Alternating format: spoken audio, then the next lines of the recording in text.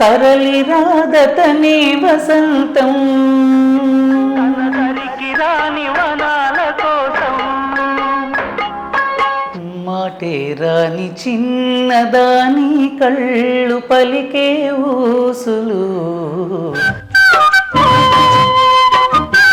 అంజలి అంజలి పుష్పాంజలి శుభలేఖ రాసుకున్న కలయో నిజమో తొలి ముద్దు జావు రాశ చెలికే ఎప్పుడో అంతయు నీవే హరి పుండరీకాక్ష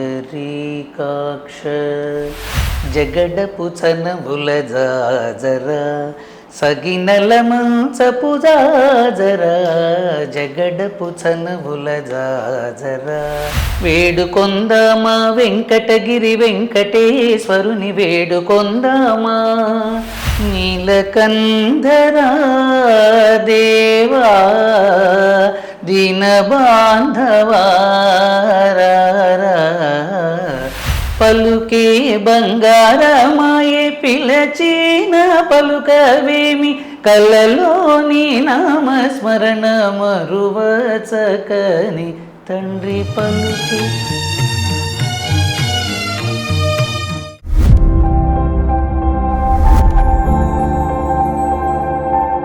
వెల్కమ్ టు సాస్ టీవీ. నేను మీ అభిజిత్ సేన్. కళాకారుల పరిచయంలో భాగంగా ఈరోజు అయితే మనతో వివిఎస్ వినోద్ కుమార్ అన్నారు. ఎన్నో కచేరీలు ఇచ్చారు. మరి శాస్త్రీయ సంగీతం నేర్చుకుని సంగీతం వైపు మరలారు.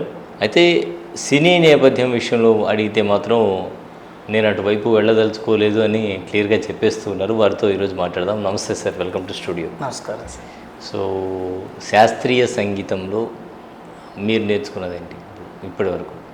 ముఖ్యంగా ఈ శాస్త్రీయ సంగీతాన్ని నేర్చుకోవడానికి మూల కారణం నా తల్లిదండ్రులు. వారి యొక్క ప్రోత్సాహం. నా తల్లిదండ్రులు కూడా సంగీత విద్వాంసులు అయ్యుండబట్టి నేను కూడా ఇలా పాడాలి అనే ఒక ఆలోచన నాలో స్ఫురించడం, వారి యొక్క ఎంకరేజ్మెంట్ అనేది నా మీద చాలా ఉంది.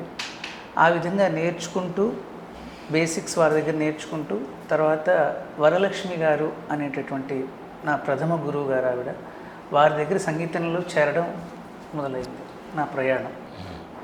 అంటే ఓవైపు సంగీతం, మరోవైపు అకాడమిక్ ఎడ్యుకేషన్ కూడా కొనసాగించారు కదా మీరు. సో రెండు ఎలా సాధ్యమే బ్యాలెన్స్ చేయడం?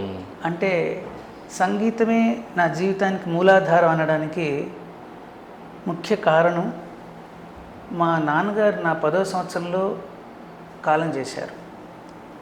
ఆర్థికంగా చాలా వెనుకబడినటువంటి పరిస్థితులలో సంగీతమే నన్ను ఆదుకుంది. సంగీతం నేర్చుకొని ఆ నేర్చుకున్నటువంటి విద్యని ఇంటింటికి వెళ్ళి పాఠాలు చెప్పుకుంటూ ఆ వచ్చినటువంటి ఫీజుతో నేను intermediate, degree, MSc computers, MTech వరకు కూడా నేను చదువుకోవడం జరిగింది. దానివల్లనే ఇప్పుడు ప్రస్తుతం కృష్ణ చైతన్య డిగ్రీ కాలేజ్లో అసోసియేట్ ప్రొఫెసర్గా పనిచేస్తున్నాను. సో ఈ స్థాయికి రావడానికి చాలా కష్టపడ్డారు అనమాట. చాలానే కష్టపడ్డాను. సో మొదట పాడినటువంటి పాట ఏమైనా గుర్తుందా మీకు? 1999-2000 ప్రాంతంలో నేను టౌన్ హాల్లో మొట్టమొదటి శాస్త్రీయ సంగీత కచేరీ చేశాను. ఆ టైంలో 104 జ్వరము, ఆ కచేరీ పాడగలనా లేదా అనేటటువంటి పరిస్థితుల్లో, కానీ వచ్చిన అవకాశాన్ని మొట్టమొదటిసారి స్టేజ్ ఎక్కి పాడడం, ఆ అవకాశాన్ని పోగొట్టుకోకూడదు అనేటటువంటి ఒక గట్టి నిర్ణయంతో భగవంతుని మీద భారం వేసి నా గురుదేవుని తలుచుకొని మొట్టమొదటిసారి కచేరీ చేయడం జరిగింది. దాంట్లో భాగంగా మొట్టమొదట నేను పాడినటువంటి సంకీర్తన బంటు రీతి కోలు వియవయ్య రామ, బంటు రీతి కోలు వియవయ్య రామ, బంటు రీతి కోలు వియవయ్య రామ, బంటు రీతి కోలు వియవయ్య రామ, బంటు రీతి కోలు వియవయ్య రామ.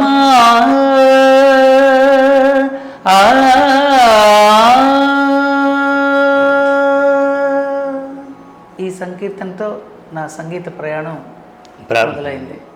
వెరీ గుడ్, చాలా బాగా పాడారు. సో సంగీతం నేర్చుకున్నారు కదా, సినిమాల వైపు ఎందుకు వెళ్ళలేదు? మామూలుగా చాలామంది సినిమా రంగంలో అడిగిడి ఈరోజు రాణిస్తుండేటువంటి పరిస్థితి, మరి మీ విషయంలో? అంటే నాకు కూడా సినిమా పాటల పట్ల ఇంట్రెస్ట్ అయితే ఉంది, వ్యతిరేకత భావం ఏమీ లేదు. నేను చదువుకునేటప్పుడు స్కూల్ ఎడ్యుకేషన్ నుంచి కాలేజ్ వరకు కూడా కాంపిటీషన్స్లో అంతా సినిమా పాటలతోనే నేను ప్రైజులు గెలుచుకున్నాను. అవునా? మన డిస్ట్రిక్ట్ లెవెల్ కానీ స్టేట్ లెవెల్ కానీ సినిమా పాటలే. కాకపోతే ఏంటంటే నాకు ఒక ఫంక్షన్లో, నేను తమిళనాడులో ఒక ఫంక్షన్కి అటెండ్ అయినప్పుడు ఆ ఫంక్షన్లో సరదాగా పాడుతుంటే నేను కూడా పాడాను మా బంధువులతో పాటు. అక్కడ ఒక మ్యూజిక్ డైరెక్టర్ అనుకోకుండా రావడం జరిగింది, నాకు తెలియదు వారు అసలు అది. కానీ అప్పుడు పాడిన తర్వాత వారు అడిగారు, అవకాశం ఇస్తాను పాడతారా అంటే, అప్పటికే మా నాన్నగారు లేరు. కానీ మా అమ్మగారు సినిమా వైపు నన్ను పంపడం ఆవిడకి అంతగా ఇష్టం లేదు. వద్దు, మనం నిలబడగలమో లేదో, ఎట్లా ఉంటుందో, మనకు సపోర్ట్ ఉండదు, మనం వెళ్ళి అక్కడ నిలబడలేకపోతే ఇబ్బంది పడతాం అనే ఒక కారణం చేత ఆవిడ వద్దు, మనం శాస్త్రీయ సంగీతం, అన్నమాచార్య కీర్తనలు, భక్తి సంగీతంలో ఉండిపోదాంలే అనే ఒక దీంతో ఆవిడ నన్ను వద్దనేటప్పటికీ నేను కూడా ఆవిడ మాట కాదనలేకపోయాను. ఆ రోజు పాడిన పాట గుర్తుందా మీకు? జగమే మారినది మధురముగా ఈ వేళ, కలలు కోరికలు తీరినవి మనసారా, జగమే మారినది మధురముగా ఈ వేళ. ఈ పాట ఎక్సలెంట్. అలనాటి మధుర గీతం, మేటి గీతం కూడా ఇది. ఓకే, అయితే ఫాస్ట్ ట్రాక్ సాంగ్స్ లైక్ శుభలేఖ రాసుకున్న పాట విన్నారా పాట? అయ్యో, మేమంతా కూడా చిరంజీవి గారి అభిమానులమే. పాట పాడాల్సిందే. ఓకే, సో కాబట్టి అప్పుడు మేము చదువుకుంటే ఇందు వదన కుందరదన మందగమన మధుర వచన గగన జగన సొగసులనవే, ఇలాంటి పాటలన్నీ పాడుకుంటూ పెరిగిన వాళ్ళమే సరదాగా. కాకపోతే అది ఏదో ఫంక్షన్స్ వరకే పరిమితం అయిపోయింది అనమాట, స్టేజ్ పెర్ఫార్మెన్స్గా ఎప్పుడు చేసిన లేదు. ఇప్పటికీ ఎస్పీ గారి పాటలు, నేను ఘంటసాల గారు అనుకుంటాను కదా, ఘంటసాల గారి అభిమానిని, నేను చాలా చాలా అభిమానిని. మా ఫాదర్ కానీ అంత హార్డ్ కోర్ ఫ్యాన్స్ లాగా అనమాట. అలాగే ఎస్పీ గారి పాటలు చాలా అద్భుతమైన పాటలు ఎస్పీ గారు పాడుతున్నారు. దాంట్లో కూడా నాకు కొన్ని, ఇప్పుడు ఎస్పీ గారిది బ్రీత్లెస్ ఓ పాపాలి చాలా బాగుంటుంది. చాలా బాగుంటుంది. మీరు పాడితే ఎలా ఉంటుందో ఒకసారి వినాలి. నేను ఎప్పుడు అది ట్రై చేసింది కొద్దిగా ఒక చిన్న చరణం, పల్లవి మాటే రాని చిన్నదాని కళ్ళు పలికే ఊసులు, అందాలన్నీ పల్లవించి ఆలపించే పాటలు, ప్రేమి నాకు పంచే జ్ఞాపకాలురా, అట్లా అనమాట. ఆయనది చాలా అద్భుతమైన పాటల్లో ఎన్నో పాడారు మహానుభావులు ఎస్పీబీ గారు. ఇది అసలు ఎవర్ గ్రీన్ అని చెప్పు. రెహమాన్ గారి కంపోజిషన్లో చేసిన పాటలు ప్రత్యేకం, కొన్ని ఇళయరాజా గారి కానీ ఆయనవి కానీ. నిన్నదాకా నువ్వు నేను ఇరువురం ఎవరని, కమ్మని బంధం ఇలా కలిపెను ఒకటని, కడలిని పడువానలా కలిపిన మదిరి, కరిగిన సిరిమోజుల కథ ఇది నా చెలి, ఎదురుగా తొలి స్వప్నం తొణికినది, ఎదలో మధుకావ్యం పలికినది, అంజలి అంజలి వలపుల నాచెలి,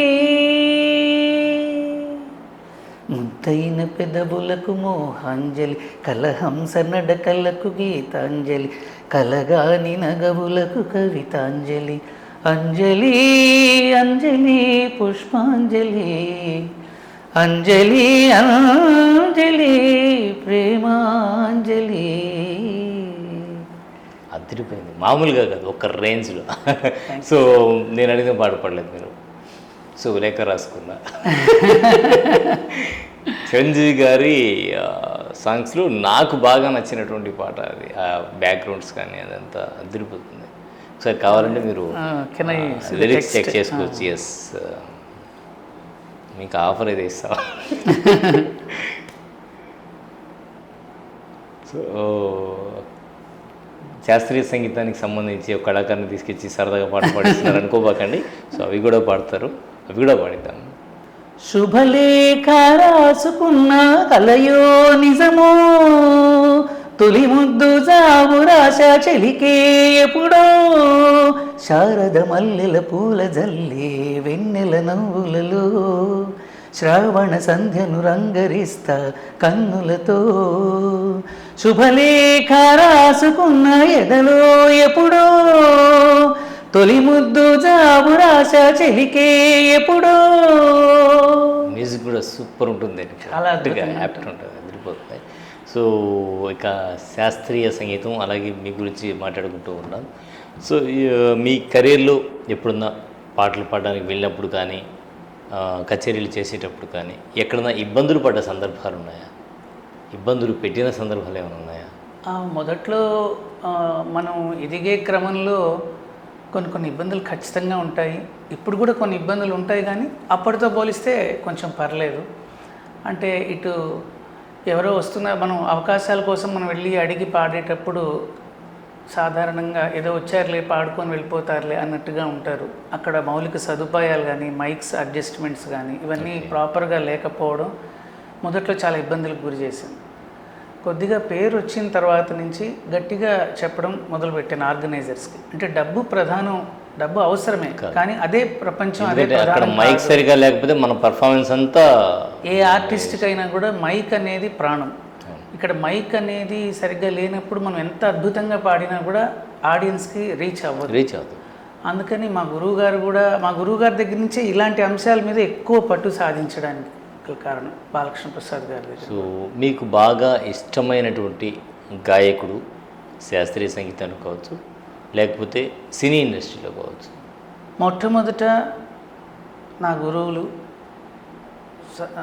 అన్నమయ్య సంకీర్తన మహతి శ్రీ గరిమెళ్ళ బాలకృష్ణ ప్రసాద్ గారు. ఎందుకంటే వెంకటేశ్వర స్వామిని మనం రకరకాలుగా కొలుస్తాం, స్తోత్రాల ద్వారా, పద్యాల ద్వారా, అలాగే సంకీర్తన ద్వారా. కానీ ఆయన మీద అచంచలమైనటువంటి ఆయన పాదాల మీద భక్తి కలగడానికి కారణం కూడా ఆయన గాత్రమే.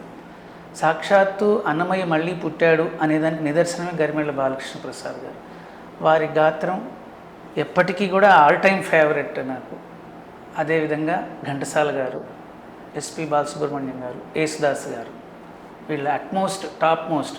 ఇప్పుడు వచ్చే సింగర్స్ వాళ్ళ నేను ఇదనే కాదు, వీళ్ళు టాప్ మోస్ట్. అంటే గాత్ర ధర్మం, ప్రతి ఒక్క సింగర్కి ఒక గాత్ర ధర్మం ఉంటుంది. అదేవిధంగా వాళ్ళు సంగీతానికి, సాహిత్యానికి, భావానికి, ఉచ్చారణకి అన్ని కోణాల్లో 100% వీళ్ళు. అంటే కొంతమంది సింగర్స్ సంగీతంలో గొప్ప పాండిత్యం ఉంటుంది, కానీ వాళ్ళు పాడేది మనకు సరిగా అర్థం కాదు. ఇప్పుడు మనం చూస్తున్నాం చాలా సినిమాల్లో, అంటే వాళ్ళని తప్పు పట్టడం అని కాదు, మరి వారికి సంగీత దర్శకులు సరిగ్గా మార్గనిర్దేశం చేయట్లేదా, లేకపోతే అలా భాషను మారుస్తున్నారని నాకు తెలియదు. కానీ ఈ అన్ని కోణాల్లో సరిగ్గా పాడితేనే పాట. ఒక పాటలో ఇవన్నీ జీవం. అదేవిధంగా పద ఉచ్చారణ, పదం పట్ల మనం ఎంత బరువు ఇవ్వాలి ఒక పదానికి, ఎంత ముఖ్యం. ఆ ప్లేస్లో కరెక్ట్గా మనం ఆ రాగాలు ఇది మనకు ఆ పిక్చర్ పాటకు అందం వస్తుంది. అది ప్రస్తుత సంగీతంలో చాలా వరకు లోపించింది అనేది నా అభిప్రాయం. అంటే నేను ఒక్కరిని తప్పు పట్టడం, సంగీత దర్శకుడు ఎట్లా చెప్తే అలా పాడేస్తున్నారు ఒకటి. దానివల్ల వచ్చే నష్టం ఏంటంటే అక్కడితో అయిపోవడం లేదండి. అది నేర్చుకొని, అది ఫ్యాంటసీగా తీసుకొని తర్వాత జనరేషను ఇట్లా పాడితేనే సంగీతమేమో అని ఒక భ్రమలో వెళ్ళిపోతున్నారు. అక్కడ దెబ్బ కొట్టేస్తుంది. ఇప్పుడు పాడుతా తీగాలో మనం చూసాం, ఎస్పి బాలసుబ్రహ్మణ్యం గారు ఎన్ని విషయాలు కంటెస్టెంట్స్కి చెప్పారు. ఎలా పలకాలి, ఇలా పలకాలి, తెలుగు రాని వాళ్ళ చేత పాడించడం వల్ల వచ్చిన సమస్యలు ఏంటి, చిన్న ప్రాబ్లం వచ్చినా కూడా ఆయన వివరిస్తారు. ఆయన ఎక్కడ తప్పింది అనేది క్లియర్గా చెప్తారు. భాష లేకపోతే ఇంకా ఏముందండి సంగీతం. రాగం పాడితే సరిపోదు కదా. ఆ సాహిత్యానికి ఎంత విలువ ఉంటుంది. మీకు ఇష్టమైనటువంటి అన్నమయ్య సంకీర్తనల గురించి చెప్పాల్సి వస్తే మంచి ఒక అన్నమయ్య సంకీర్తన.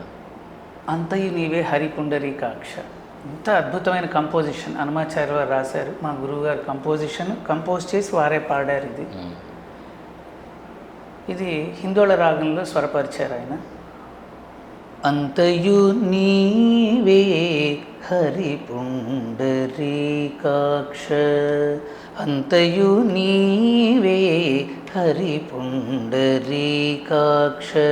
చెంతనాకు నీవే శ్రీ రఘురామ, అంతయు నీవే హరిపుండరీకాక్ష, చెంతనాకు నీవే శ్రీ రఘురామ, అంతయు నీవే హరిపుండరీకాక్ష.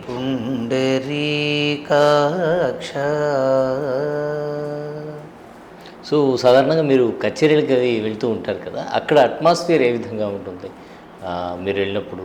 అంటే మేము పల్లెల్లో పాడే దగ్గర నుంచి పెద్ద పెద్ద సిటీస్లో పాడినంత వరకు వెళ్తుంటాం. అన్ని ప్రదేశాల్లో చేస్తూ ఉంటాం. మేము కచేరీ వెళ్ళే ముందు ఒక లిస్ట్ ప్రిపేర్ చేసుకుంటాం, ఈ పాటలు పాడాలి అనేసి. ఫస్ట్ డిసైడ్ చేసుకుంటాం. ఓకే, ఏ పాట అయితే ఒకసారి అక్కడికి వెళ్ళిన తర్వాత అక్కడ ఆడియన్స్ని బట్టి కొన్నిసార్లు లిస్ట్ మార్చుకోవాల్సి వస్తుంటుంది అప్పటికప్పుడు. ఓకే, అందుకని నెంబర్ ఆఫ్ సాంగ్స్ ప్రిపేర్డ్గా ఉండాలి. ఇప్పుడు మనము ఆడియన్స్ని బట్టే పాటల ఎన్నిక అనేది ఉండడం అదొక సక్సెస్లో అదొకటి ఒక ఫార్ములా. నేను మారుమూల ప్రదేశానికి వెళ్ళాను. అక్కడ శాస్త్రీయ సంగీతం గురించి పెద్దగా అవగాహన లేని ఆడియన్స్ ఉంటారు, కానీ భగవంతుని మీద భక్తి ఉంటుంది వాళ్ళకి, వినాలని ఆ పాట మీద ఆసక్తి ఉంటుంది. అక్కడికి పోయి నేను ఏదో తెలియని పాట, ఒకటి కష్టమైనటువంటి శాస్త్రీయ సంగీతం పాట ఒకటి పాడాను అనుకోండి, వారికి రీచ్ అవ్వకపోవచ్చు. అందుకనే జగడపు చనబుల జాజరా సగినల మంచపు జాజరా, జగడపు చనబుల జాజరా, ఇలాంటి పాటలు. వేడుకొందామా వేడుకొందామా వేడుకొందామా వెంకటగిరి వెంకటేశ్వరుని వేడుకొందామా, ఇలాంటి పాటలు. ఇవి జనంలోకి అంటే పామరుడి దగ్గరికి కూడా వెళ్ళిపోయినాయి. ఈ అన్నమయ్య సంకీర్తనలు, సినిమాల్లో పాటలు అంతా వచ్చాయి కాబట్టి. పలుకే బంగారమాయన కోదండ పాణి, పలుకే బంగారమాయన, పలుకే బంగారమాయే పిలచిన పలుకవేమి, కళ్ళలోని నామస్మరణ మరువచకని తండ్రి, పలుకే బంగారమాయన కోదండ పాణి, ఇలాంటి పాటలు. ఇవి పండితుడికే కాదు పామరుడు కూడా వెళ్ళిపోతాయి. అలాగే కొన్ని దగ్గరికి వెళ్ళినప్పుడు ఒక స్థాయి ఆడియన్స్ ఉంటారు, వాళ్ళ దగ్గర మనం కేవలం ఈ పాటలే పాడితే పెద్దగా రంజింప అంటే సంగీతం తెలిసిన వాళ్ళు ఉంటారు. వాళ్ళ దగ్గరికి పోయినప్పుడు ఆ స్థాయి సంకీర్తనలు కొన్ని ఎంచుకుంటాం. నగుమోగనలేని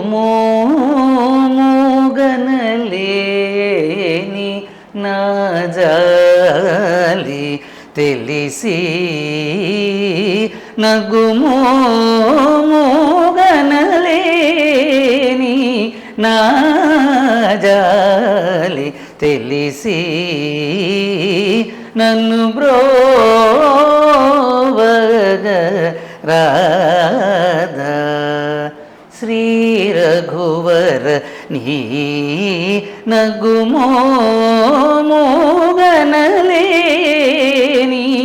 నాజాలి తెలిసి, నన్ను బ్రోవగ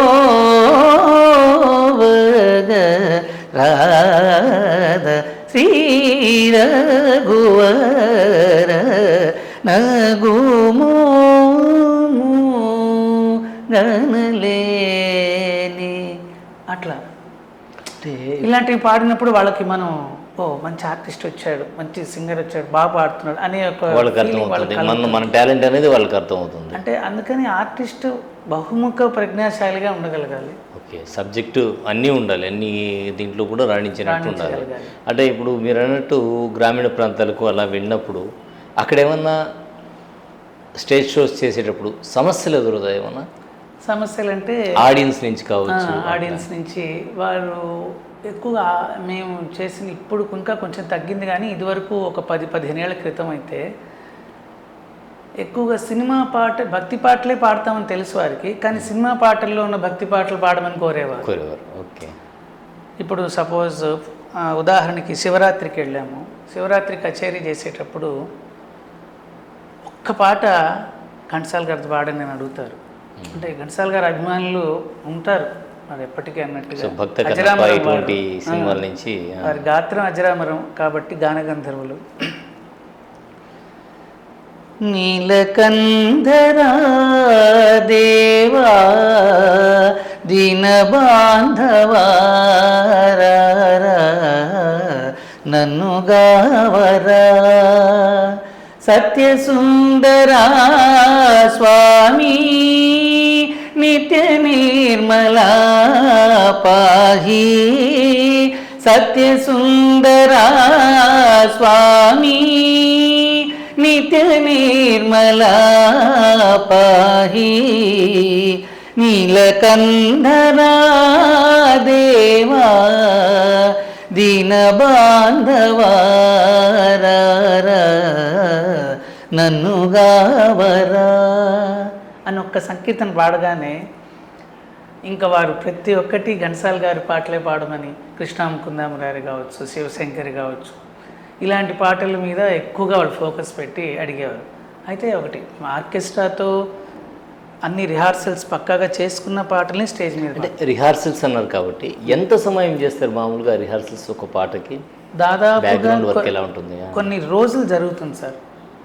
ఒక పాట తీసుకుంటే ఆ పాట బిట్ వర్క్స్, బీజిఎమ్స్ ఎలా వస్తాయి, పాట పాడేటప్పుడు ఫాలోయింగ్ ఎలా ఉండాలి, ఇవన్నీ కూడా ఇన్స్ట్రుమెంట్ వాళ్ళందరినీ నేను మా ఇంటికి పిలిపించుకొని వాళ్ళతో కూర్చోబెట్టుకొని వాళ్ళతో పాటు గంటల పాటు ఒక రిహార్సల్స్ కూర్చుంటే ఒక 3-4 గంటలు ఈజీగా ఒక సిట్టింగ్ కూర్చుంటాం.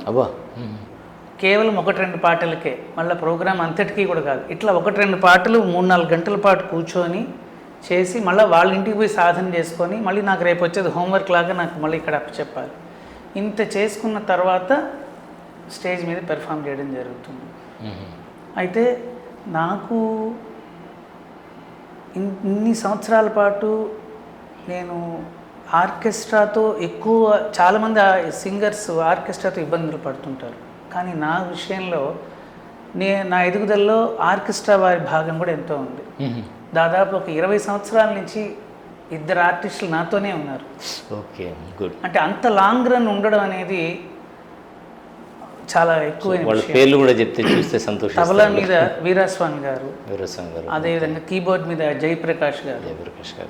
జయప్రకాష్ గారు గవర్నమెంట్ టీచర్గా కూడా వర్క్ చేస్తున్నారు. చేస్తూ వారు ఈ కళారంగం వైపు కూడా ఉండడము, దీని మీద శ్రద్ధతో వారికి కూడా వారి తల్లిదండ్రుల నుంచి వచ్చినటువంటి ఆ ఎంకరేజ్మెంట్ ద్వారా బిట్ వర్క్స్ అన్నీ కూర్చోబెట్టుకొని అందరం కూర్చొని సాధన చేయడం. ఇప్పుడు మా అబ్బాయి, మా కుమార్తె వారిద్దరు కూడా తాళము, ఇద్దరు చక్కగా పాడడము. ఓకే, ఇద్దరు పిల్లలు. పాప ఇప్పుడు 9th క్లాసు, బాబు 6th క్లాసు. ఇద్దరు శాస్త్రీయ సంగీతం కూడా సంగీతంలో వాళ్ళని చేర్పించేస్తున్నారు. నాతో పాటు కచేరీలు కొన్నింటికి వస్తూ ఉంటారు. వారు కొన్ని సంకీర్తనలు అప్పుడప్పుడు పాడుతూ ఉంటారు. మా అబ్బాయి కూడా నేర్చుకుంటున్నాడు. ఈవెన్ ఇప్పుడు తబలా కూడా నేర్చుకుంటూ ఉన్నాడు. సో సంగీత ప్రయాణంలో ఈరోజు అప్డేట్ అయిపోయింది. సో ఒకప్పుడు మీరు అన్నట్టు ఆర్కెస్ట్రా కూర్చుంటేనే పని జరిగేది. ఇప్పుడు ఆర్కెస్ట్రా కూర్చోవలసిన అవసరం లేదు, ఆటోమేటిక్గా ట్రాక్స్ రెడీగా ఉంటున్నాయి. జస్ట్ ట్రాక్స్ రెడీ చేసుకుని సింగర్ నిలబడినా కూడా స్టేజ్ షో అయిపోయేటువంటి పరిస్థితి ఉంది.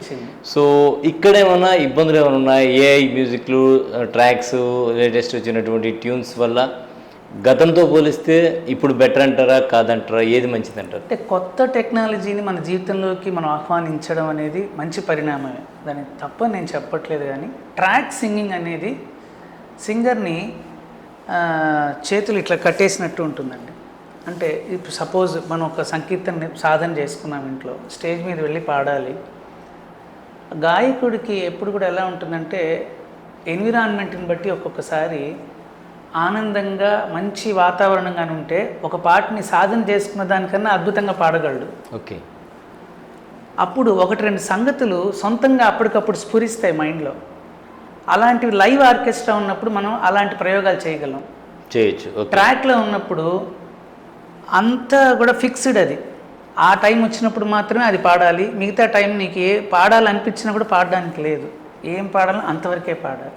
అది కొంత ఇబ్బందికరమైన పరిస్థితి ట్రాక్లో. ఇక్కడైతే ఏంటంటే మనం పాడిన దానికి అనుగుణంగా వాళ్ళకి అర్థమైపోతుంది, ఓహో ఇక్కడ మారిపోయింది కాబట్టి మనం చేయొచ్చు, ఆ రేంజ్లో వెళ్ళిపోవాలి, ప్రయోగం చేస్తున్నారు అనేది వాళ్ళకి అర్థమైపోతుంది కాబట్టి మ్యూజిక్ మార్చేస్తారు ఇమీడియట్గా.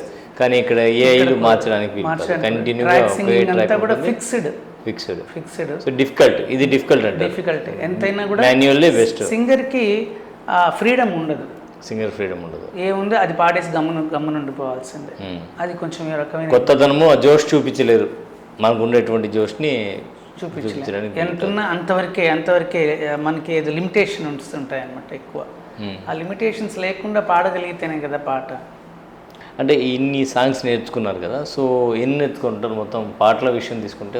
దాదాపుగా నాకు ఒక ఎన్ని కచేరీలు చేసి ఉంటారు, ఎన్ని పాటలు? నేను 1200 పైగా కచేరీలు చేశాను. 1200 పైగా కచేరీలు చేశాను వివిధ ప్రాంతాల్లో. రాష్ట్ర వ్యాప్తంగా దేశంలో కూడా? రాష్ట్రంలో ఇంచుమించుగా ఆల్మోస్ట్ చాలా జిల్లాల్లో ప్రోగ్రామ్స్ చేశాను. రాష్ట్ర వ్యాప్తంగా. అదేవిధంగా కర్ణాటకలో నాకు 2003లో అమృతవర్షిణి గానసభ వారు విద్వాన్ అని నాకు బిరుదు ఇచ్చారండి బెంగళూరులో. అక్కడ కచేరీ చేయడానికి వెళ్ళినప్పుడు. ఆ తర్వాత హైదరాబాద్లో చేశాను, తెలంగాణ. తిరుపతి దేవస్థానం, తిరుమలలో సహస్రదీపాలంకరణ సేవలో చేశాను. తిరుపతిలో అంటే టీటీడీ తరపున దగ్గర నేను 25 సంవత్సరాల నుంచి కూడా 25 సంవత్సరాల నుంచి కూడా నేను పాడుతున్నాను. స్వామివారి సేవలో ఉన్నాను. ఇక్కడ టీటీడీ తరపున మన జిల్లా వ్యాప్తంగా జరిగే కార్యక్రమాల్లో కావచ్చు, తిరుపతిలో జరిగే హనుమాచార్య జయంతి ఉత్సవాలు కావచ్చు, వర్ధంతి ఉత్సవాలు, స్వామివారి బ్రహ్మోత్సవాలలో, తిరుమలలో రోజువారీ జరిగే సహస్రదీపాలంకరణ సేవ, అదేవిధంగా తిరుచానూరు అమ్మవారి ఉత్సవాల్లో, ఇట్లా చాలా దేవస్థానాల్లో, ప్రముఖ దేవస్థానాల్లో పాడడం అనేది జరుగుతుంది స్వామివారి అనుగ్రహం. Right sir. ఇప్పుడున్న పరిస్థితుల్లో నేపథ్య గాయకులకు అవకాశాలు ఎలా ఉన్నాయి? ఒక గాయకుడు అయ్యేటువంటి పరిస్థితి ఉందా? శాస్త్రీయం కావచ్చు, లేదంటే సినీ పరంగా తీసుకుంటే ఒకప్పుడు దర్శక నిర్మాతలకి, హీరోలకి ఒక టేస్ట్ ఉండేదండి. అందువల్ల నాకు ఫలానా సంగీత దర్శకులు నా సినిమాకి పనిచేయాలి, ఫలానా గాయకుడు నాకు పాడాలి అని ఎన్టీఆర్ గారు, అటు నాగేశ్వరరావు గారు, కృష్ణ గారు, శోభన్ బాబు, చిరంజీవి గారు వరకు కూడా ఈ పరంపర కొనసాగింది. ఇప్పుడు వచ్చిన తర్వాత ఏమైందంటే ఆ ఫ్రీడమ్ సంగీత దర్శకులకే ఇచ్చేశారు పూర్తిగా. మీరు ఎవరినన్నా పెట్టుకోండి, ఎవరి చేతనా పాడించుకోండి, మాకు సంగీత దర్శకుల్లో పాడేవాళ్ళు, అప్పటి సంగీత దర్శకుల్లో పాడేవాళ్ళు ఉన్నప్పటికీ నేపథ్య గానానికి వచ్చేటప్పటికీ ఘంటసాల గారు, సుశీల్ గారు, యేసుదాస్ గారు, పిబి శ్రీనివాస్ గారు, ఇట్లాంటి వాళ్ళ చేత పాడించారు. ఒక్కొక్క దేనికి ఒక్కొక్క జోనర్కి సాంగ్ ఇట్లా ఉంది, ఓకే దీనికి పాడేవారు. కొన్నిటికి ఎన్టీఆర్ గారు మొహమ్మద్ రఫీ గారిని బలవంతంగా పిలిపించి కూడా పాడించారు, రండి మొహమ్మద్ రఫీ గారు మీరు పాడాలి నాకు అని. ఇప్పుడు ఇది ఎక్కడ ఉంది? సంగీత దర్శకులే పాడేస్తున్నారు. హీరోకి ఆ వాయిస్ సెట్ అవుతుందా కాదా అనేది కూడా చూడడం పోయింది. అది నేపథ్య గానంలో నేను గమనించినటువంటి అంశం. అంటే ఒక హీరో యాక్ట్ చేస్తుంటాడు, ఆ హీరోకి ఆ సింగర్ వాయిస్ సెట్ అయిందా లేదా అనేది పెద్దగా లేదు, చూడట్లే. ఏదో పాట వచ్చేసింది, గడిచేసింది, అయిపోయింది. సో నేటి నేపథ్య గాయకులకి మీరు ఇచ్చే సూచన? శాస్త్రీయ సంగీతంలో పుష్కలంగా అవకాశాలు అనేది అంటే నేను ఉండడం అంటే అదేనండి, ఈ జాగ్రత్తలు, ఈ మెజర్మెంట్స్ తీసుకోగలగాలి. అంటే ఒకటే, నాకు మా గురువు గారు నేను నేర్చుకునేటప్పుడు వారు నాకు చెప్పినటువంటి ఒక ముఖ్యమైన అంశం, ఒక స్టేజ్ దగ్గరికి నువ్వు వెళ్ళి పాడితే రెండోసారి వారు నిన్ను గుర్తుపెట్టుకొని వాళ్ళు పిలవాలి. ఓకే. అంటే వాళ్ళ రెమ్యూనరేషన్ అనేది ఎంతన్నా ఇవ్వని, అది ఇర్రెస్పెక్ట్ తర్వాత విషయం. అది నీ ముందు ఎవరన్నా ఎంతమంది అన్నా పాడుండొచ్చు, నీ తర్వాత ఎంతమంది అయినా వచ్చి పాడుండొచ్చు, కానీ నిన్ను వారు గుర్తుపెట్టుకొని నిన్ను కచేరీకి పిలవాలి వారు. అంటే ఆ విధంగా నువ్వు పాడి నీ స్టాంప్ అక్కడ వేసి రావాలి. ఓకే. అలాగని చేయగలిగితే ఏ సింగర్ అయినా సరే, నేనని కాదు ఇంకొకరని కాదు, నాకు అలా వచ్చినవి ఎక్కువ అవకాశాలు అండి. ఆ విషయాన్ని నేను నా మైండ్లో ఎంత బాగా అలా చేయాలంటే ఖచ్చితంగా కఠిన సాధన అనేది చేసి ఉంటేనే Correct మీరు మాట అన్నట్టు చెప్పారు. సక్సెస్ కాగలరు. అలా జరగాలి అంటే ఎందుకంటే కాంపిటీషన్ ఎక్కువ ఉందండి. ఈరోజు చిన్నపిల్లల దగ్గర నుంచి పెద్దవాళ్ళ వరకు అందరూ సంగీతం నేర్చుకుంటున్నారు. సంగీతానికి మళ్ళీ పాత రోజులు వచ్చాయా అనే ఒక ఆశ కలిగింది నాకు. చాలా చక్కగా నేర్చుకుంటున్నారు, పిల్లలు కూడా బాగా పాడుతున్నారు. మరి ఇంతటి కాంపిటీషన్ వరల్డ్లో మనల్ని గుర్తుపెట్టుకొని వారు పిలవాలంటే మనం ఏ లెవెల్లో పాడాలి, దాని ముందు కఠోర సాధన అనేది ఎంత ఉండాలి ఓకే అనేది చాలా అవసరం. అయితే ఇంకొకటి కూడా, సంగీతంలోకి చాలామంది వస్తున్నారు, రావడానికి చాలామంది వస్తున్నారు నేర్చుకోవడానికి, కానీ కొద్దిమందే నిలబడుతున్నారు. దానికి కారణం ఏంటి అంటే ఫాస్ట్ ఫుడ్కి అలవాటు పడినట్టుగా ఫాస్ట్ సంగీతానికి అలవాటు పడిపోయినారు. ఫాస్ట్ అంటే వేగం అని కాదు. ఈరోజు చేరాము, నా దగ్గర కొంతమంది సంగీతం నేర్చుకోవడానికి వస్తారు అడగడానికి. మా అబ్బాయి 6 నెలల్లో జీ సరిగమపాలో పాడాలి, 1 సంవత్సరంలో పాడుతో తీగాలో పాడించాలి, మీరు పాడిస్తారా అంటారు. అంటే మనమేమి ఇది మురళీకృష్ణకో వెంకటరమణ హోటల్కి వెళ్ళి డబ్బులు ఇస్తే ఆర్డర్ ఇస్తే వచ్చి దోశలాగా కాదు కదా సంగీతం. విద్య అనేది ఏ విద్య అయినా సరే కళ నేర్చుకునే దాన్ని బట్టి ఉంటుంది అంతే తప్ప కళకి ఒక నిర్దిష్ట సమయం ఇవ్వాలి, దాని మీద సాధన చేయాలి, దాని మీద అవగాహన పెంచుకోవాలి, పాటని ఎలా పాడాలో తెలుసుకోవాలి, అప్పుడు మనం వెళ్ళాలి పాడాలి. విద్య నేర్చుకునే టైంలో విద్య నేర్చుకునే దాని మీదే మన యొక్క శ్రద్ధ ఉండాలి, పెర్ఫార్మెన్స్ మీద ఉండకూడదు. అది ఉండట్లేదండి. నేను గమనించాను చాలామంది పేరెంట్స్లో కూడాను తొందరపాటుతనం ఎక్కువైపోయింది. దానివల్ల విద్య పూర్తిగా అభ్యసించలేకపోతున్నారు పిల్లలు. ఓకే. సగం నేర్చుకొని స్టేజ్ ఎక్కేస్తే పిల్లలు కదా అని చెప్పి చిన్నప్పుడు ఎంకరేజ్ చేయొచ్చు, కానీ దాంట్లో 100 తప్పులు ఉంటాయి. ఆ తప్పులు ఏమైపోతాయి రేపు పొద్దున కంటిన్యూ అవుతుంది. సో ఇన్ని కచేరీలు చేశారు కదా, అవార్డ్స్ విషయం తీసుకుంటే అవార్డ్స్ ఏ అవార్డ్స్ వచ్చాయి మీకు? చదువుకునేటప్పుడు రాష్ట్ర స్థాయిలో డిస్ట్రిక్ట్ లెవెల్లో అన్నింటిలో కూడా ఫస్ట్ ప్రైజెస్ తీసుకున్నాను. అదేవిధంగా కచేరీలకు వచ్చిన తర్వాత విద్వాన్ అనేటటువంటి బిరుదు కావచ్చు, తర్వాత అన్నమయ్య గాననిధి అని కావచ్చు, తర్వాత వెంకటగిరి శంకరమఠం, దాదాపు 110 సంవత్సరాల చరిత్ర గల వెంకటగిరి శంకరమఠంలో నన్ను ఆస్థాన విద్వాంసులుగా చేయడము, అదేవిధంగా చాలా ప్రముఖ దేవస్థానమైనటువంటి చాలా మహిమాన్వితమైనటువంటి దేవస్థానం ఒంగోలు శ్రీగిరి దేవస్థానానికి నన్ను ఆస్థాన విద్వాంసులుగా చేశారు మహానుభావులు ఆలూరు రమణరావు గారు. వారి ఆలయ ముఖ్య ధర్మకర్త, ముఖ్యంగా ఆయనే ఫౌండర్ ఆయన. అక్కడ తర్వాత నెల్లూరు మన రాజేంద్ర నగర్లో ఉన్నటువంటి మురళీకృష్ణ దేవస్థానాన్ని కూడా నన్ను ఆస్థాన విద్వాంసులుగా చేశారు.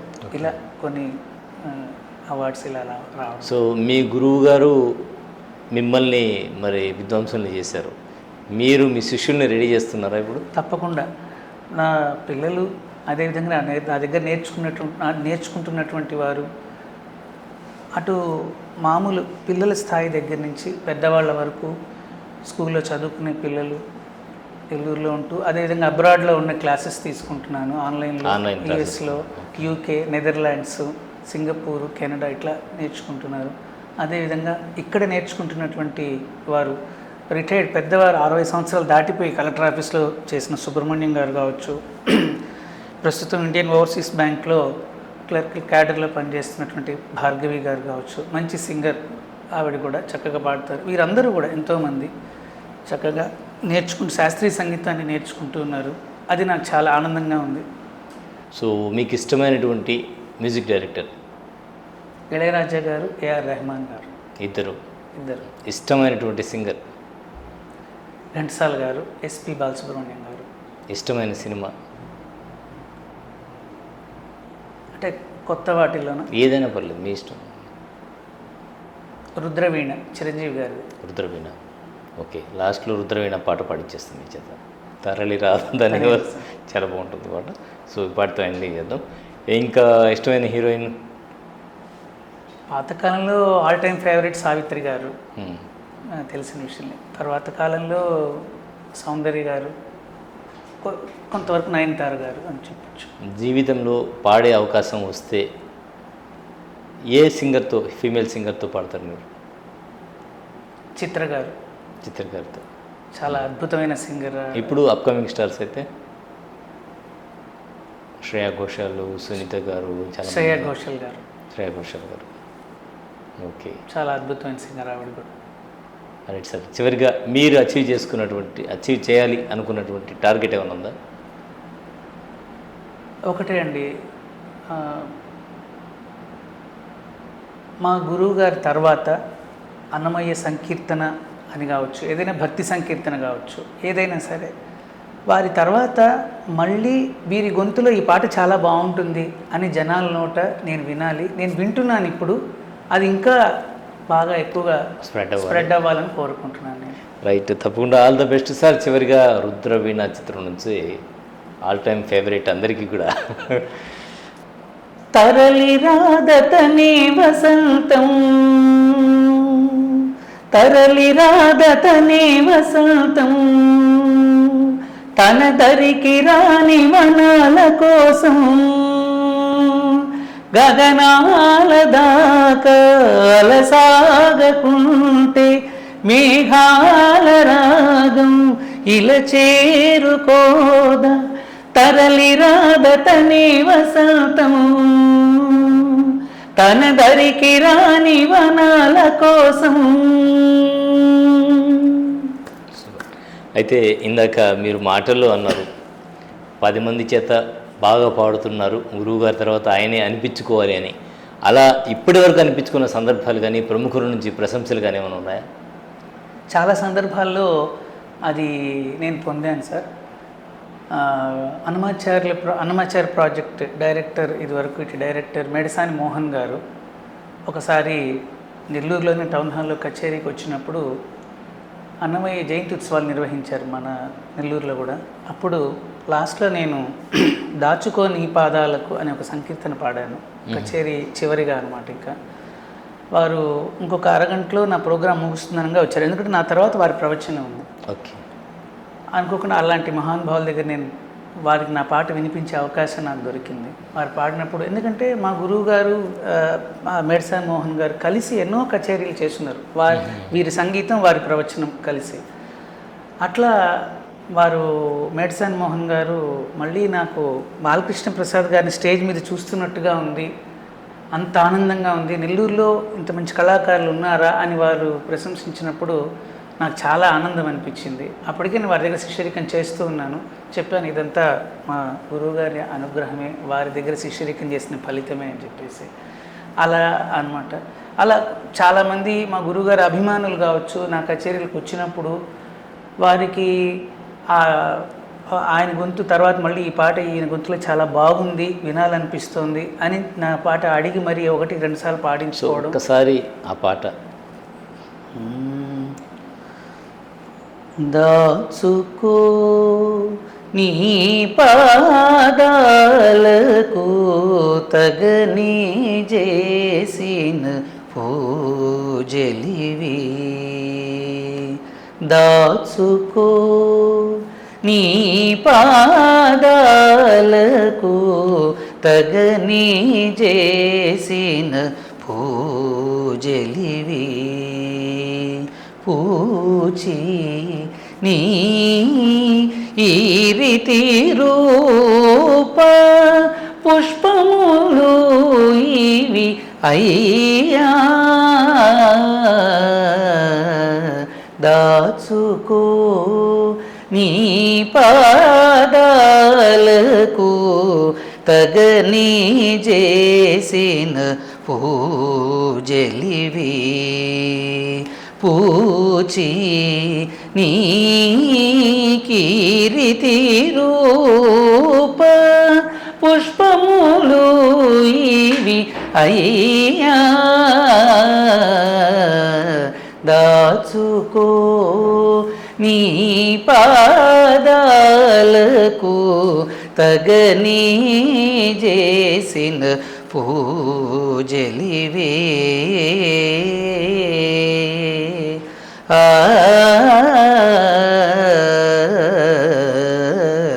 హరి. అద్భుతం సార్, చాలా ధన్యవాదాలు. ఈరోజు మా స్టూడియోకి వచ్చి మా వ్యూవర్స్కి అందరికీ కూడా అద్భుతమైనటువంటి పాటలు వినేటువంటి భాగ్యాన్ని కలిగించినందుకు.